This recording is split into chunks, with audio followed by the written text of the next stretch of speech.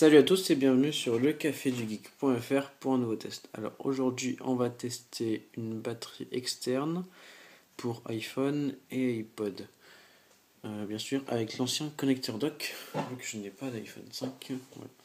Donc elle est vendue 14,90 € chez gsm55.com. Donc on va tout de suite le déballer. Alors, c'est une boîte en plastique conne, assez sympa parce qu'elle est rigide, contrairement aux autres plastiques, aux autres boîtes. Voilà. On retrouve la batterie, qu'on va voir plus en détail tout de suite. Le câble pour la recharger, mais c'est pas indispensable car vous avez sûrement un câble mini USB chez vous. Hop, comme ceci. Vous en avez sûrement un déjà chez vous. Ou un adaptateur. Voilà. Et la boîte avec derrière des explications. Enfin, des explications. Si on peut appeler ça des explications. Pour vous dire avec quoi c'est compatible. Je sais pas ce que c'est. Je pense que c'est l'iPad mini. Et je sais pas quand ils ont fait la couverture. Mais j'ai essayé avec mon iPad. Ça marche pas.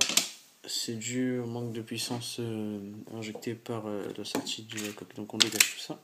Voilà. Donc on a une coque toute simple. On va la recharger très facilement en 2, 3, 4 heures via le petit port mini USB que vous voyez toujours pas parce que la mise au point ne se fait pas. Voilà. Voilà, via le port mini USB. Donc il n'y a pas d'autre entrée. Vous avez la prise dock pour pouvoir brancher un iPhone ou un iPod dessus. Et vous avez un petit bouton qui sert uniquement à faire ça. Voilà, allumer les LED colorés. La quatrième ne s'allume jamais quand on appuie dessus. Je ne sais pas pourquoi. Ça peut être chargé à fond. Mais quand vous le branchez, par exemple, je vais le brancher sur l'iPod parce que mon iPhone il filme. Voilà. Bon, j'ai déjà utilisé 1 heure cet après-midi. Donc elle n'est pas à fond. Il faudrait déjà la brancher comme il faut. Voilà. Vous voyez, j'ai 3 LED d'allumés et ça recharge l'iPod qui était déjà rechargé. Donc elle fait 1900 mAh. De mémoire, l'iPhone 4 et 4S, ils en font à peu près 1500. Donc vous pourrez recharger largement plus d'une fois votre iPhone.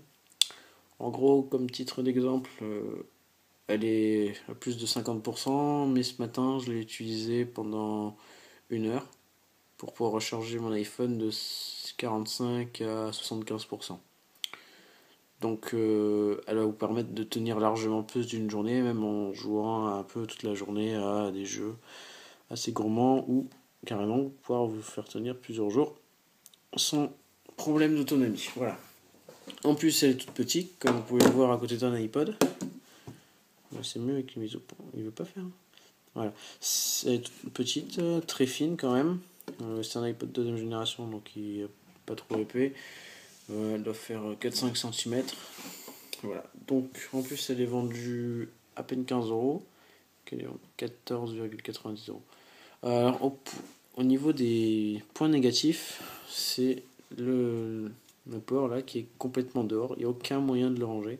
Il n'y a aucun moyen de le protéger. Je ne l'ai pas encore cassé, malgré que ça fasse une semaine qu'elle traîne dans mon sac. Mais ça me fait un peu peur. Il a l'air quand même assez solide. Si on appuie dessus, ça bouge pas. Mais le fait qu'il traîne comme ça à l'extérieur, ça me gêne un peu. Ça aurait été bien, par exemple, qu'il puisse rentrer dedans ou qu'on ait un capuchon. Mais bon, ça aurait pas été le même prix. Voilà, c'est tout. À part le bouton qui sert à rien. Voilà, si quand vous chargez, ça vous affiche le taux de charge. Et quand ça s'est tout chargé, il y a les 4 qui s'allument, mais c'est tout. Voilà. Donc c'est une batterie relativement pratique, pas très chère et qui vous permettra de vous sauver de nombreuses fois de panne d'autonomie. Donc elle est vendue chez gsm55.com pour 14,90 € et c'est un test pour lecafédugeek.fr. Salut à tous et à bientôt pour un prochain test.